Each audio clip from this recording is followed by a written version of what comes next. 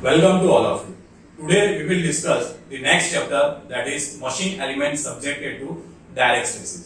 Direct stresses का मतलब ये होता है कि अगर उसके एक्सिस पे अगर रॉड है तो रॉड के एक्सिस पे इक्वल एंड अपोजिट स्ट्रेसेस अगर क्रिएट होता है या लोड लगता है तो ऐसे स्ट्रेस को हम क्या कहते हैं, डायरेक्ट स्ट्रेसेस कहते हैं. ठीक है, तो डायरेक्ट स्ट्रेसेस में that is tensile stress, compressive stress, shear stress, bending stress, this are the stresses that are subjected to the direct stress. तो ऐसे जो कंपोनेंट्स है जो डायरेक्ट स्ट्रेसेस में इन्वॉल्व होते हैं, जिसपे डायरेक्ट स्ट्रेसेस लगता है, that are knuckle joint, cotter joint, riveted joint and fasteners, different types of fasteners. तो ये चीज हम यहाँ पे डिस्कस करेंगे. उसमें से हम एक कंपोनेंट चूज करेंगे दैट इज कॉटर जॉइंट, और कॉटर जॉइंट के बारे में हम यहाँ पे डिस्कस करेंगे. ठीक है,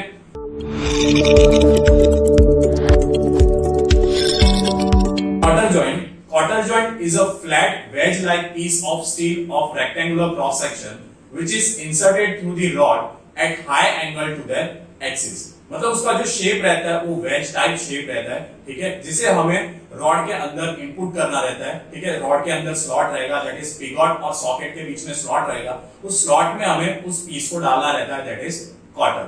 ठीक है, कॉटर का जो थिकनेस रहता है दैट इज यूनिफॉर्म, सेम रहता है उसका थिकनेस.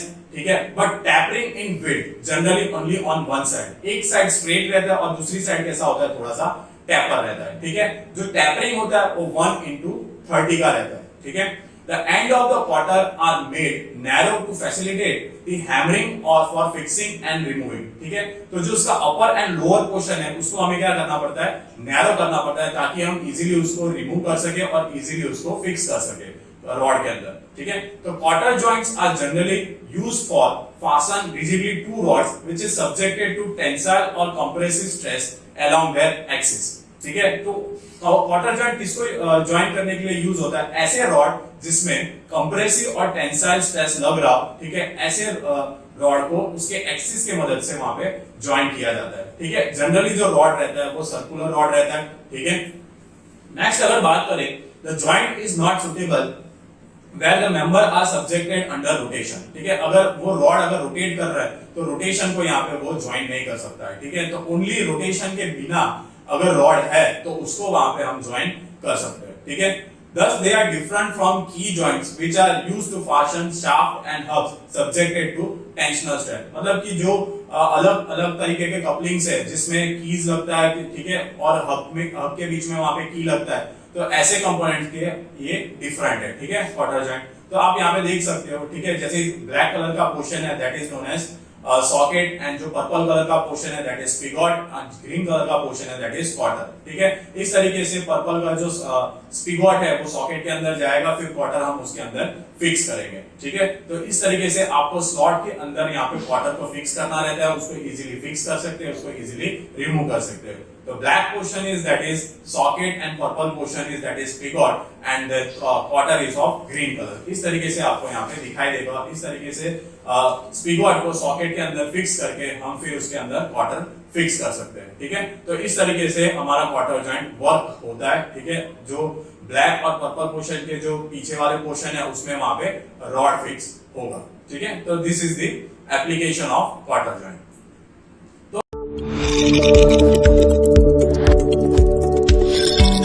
तो हम यहाँ पे अलग एप्लीकेशंस ऑफ कॉटर जॉइंट की भी बात करेंगे, that is to connect two axial coaxial rods having straight line motion. Coaxial का मतलब कि दो रॉड एक ही एक्सिस पे काम करते हो, तो ऐसे रॉड को वहां पे ज्वाइन करने के लिए यूज होता है. To connect piston rod and cross head of steam engine. ठीक है, तो यहाँ पे आपको डायग्राम दिख रहा है. तो piston rod and cross head of steam engine को कनेक्ट करने के लिए यूज होता है. फॉर कॉटर फाउंडेशन बोल्ट के लिए भी यहाँ पे यूज कर सकते हैं. ठीक है, स्ट्रक्चरल मेंबर्स अपने को क्रिएट करना रहेगा तो उस टाइम भी हम यहाँ पे कॉटर जॉइंट यूज करेंगे. To connect two parts of the split flywheel. Split flywheel मतलब कि दो भाग में यहाँ पे बांट दिए जाते हैं फ्लाईव्हील को, उसको कनेक्ट करने के लिए भी यहाँ पे हम कॉटर जॉइंट यूज करते हैं. ठीक है, next that is design of cotter joint और failures in the cotter joint. तो डिजाइनिंग और फेलियर, अगर फेलियर को हम ओवरकम कर ले तो that is a design of the cotter joint. ठीक है, तो यहाँ पे आपको दिख रहा है, तो that is the orthographic view of this cotter joint. ठीक है, तो यहाँ पे अलग अलग डायमेंशंस दिए हुए हैं. ठीक है, कॉटर जॉइंट के तो हम उसके फेलियर्स के बारे में बात करेंगे, ठीक है। तो that is number 1 failure is failure of the rod in tension, ठीक है। तो यहाँ पे जो रॉड है जो स्पिगॉट और सॉकेट में अटैच किया होता है, तो वो टेंशन के कारण टूट सकता है। उसका इक्वेशन है that is P equals to pi by 4 d square into sigma t, ठीक है। तो यहाँ पे tension that is tension stress लगता है, तो उसकी मदद से यहाँ पे फेलियर हो सकता है। तो उसको ओवरकम करने के लिए हमें डायमेंशन कितना रखना पड़ेगा वो डिसाइड करना पड़ेगा। नेक्स्ट जो है सेकंड का A point that is failure of spigot in tension across the weakest section due to tensile stress, ठीक है। तो दैट इज वीकेस्ट सेक्शन मतलब स्लॉट में अगर किस तरीके से वो टूट सकता है, तो यहाँ पे उसका इक्वेशन है, ठीक है। तो वो जो वीकेस्ट सेक्शन है, स्लॉट है, स्पिगॉट का स्लॉट है, वहां से वो टूट सकता है। तो उसको ओवरकम करने के लिए हमें डायमेंशन कितना रखना पड़ेगा, तो वो हमें यहाँ पे डिटरमाइन करना पड़ेगा। नेक्स्ट जो है that is failure of rod और कॉटर इन क्रशिंग, ठीक है। कॉटर या तो रॉड अगर क्रशिंग के कारण वहां पे टूट जाता है, तो हमें डायमेंशन कितना रखना पड़ेगा, तो दिस इज द फेलियर, ठीक है। नेक्स्ट जो है that is failure of socket in tension across the slot, ठीक है। तो टेंशन जो सॉकेट में अगर टेंशन क्रिएट होता है, तो उसके कारण सॉकेट टूटता है, तो वहां पे हमें डायमेंशन कितना रखना पड़ेगा, तो वो यहाँ पे उसका इक्वेशन है, ठीक है। तो इस इक्वेशन से हमें जो भी पैरामीटर्स है दैट इज D3 या D1 है, या तो ये वैल्यूज हमको यहाँ पे डिटरमाइन होगी, ठीक है।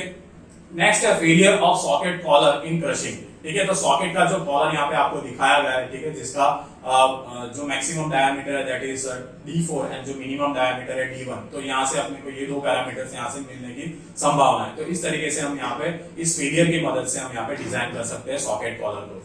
नेक्स्ट है that is failure of spigot collar in crushing. तो क्रशिंग के कारण अगर स्पिगॉट का कॉलर टूटता है, तो वहां से हमें क्या डायमेंशन मिल सकता है, या तो D2 मिल सकता है या D1 यहाँ से हमें मिल सकता है, ठीक है। नेक्स्ट है that is failure of cotter in shear. तो अगर शियर के कारण कॉटर टूटता है, तो हमें उसकी विड्थ मिल सकती है दैट इज B, ठीक है। तो इस तरीके से कॉटर शियर के कारण टूट सकता है, तो वो हमें यहाँ पे ओवरकम करने के लिए तो उसका विड्थ कितना रखे, तो वो हमें यहाँ पे डिसाइड करना रहेगा।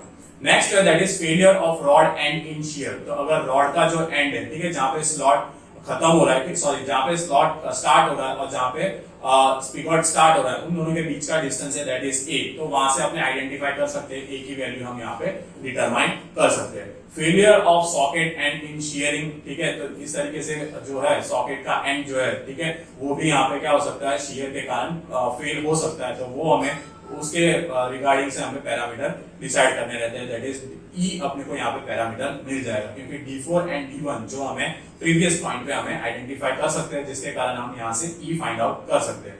Failure of spigot collar in shearing, ठीक है। तो स्पिगॉट का जो कॉलर है वो शियरिंग के कारण टूट सकता है, तो उसके मुताबिक यहाँ से हम क्या फाइंड आउट कर सकते हैं, तो F वैल्यू यहाँ से फाइंड आउट कर सकते हैं, that is the thickness of the spigot collar. और E क्या है, दैट इज 8 पॉइंट में that is the thickness of the socket collar, ठीक है। तो इस तरीके से हम पूरा का पूरा डिजाइन, ठीक है, ये फेलियर को ओवरकम करके, ठीक है, हम यहाँ पे अलग अलग पैरामीटर्स आइडेंटिफाई कर सकते हैं और यहाँ से हम डिजाइन कर सकते हैं क्वार्टर जॉइंट को, ठीक है। तो this is the design of the cotter joint.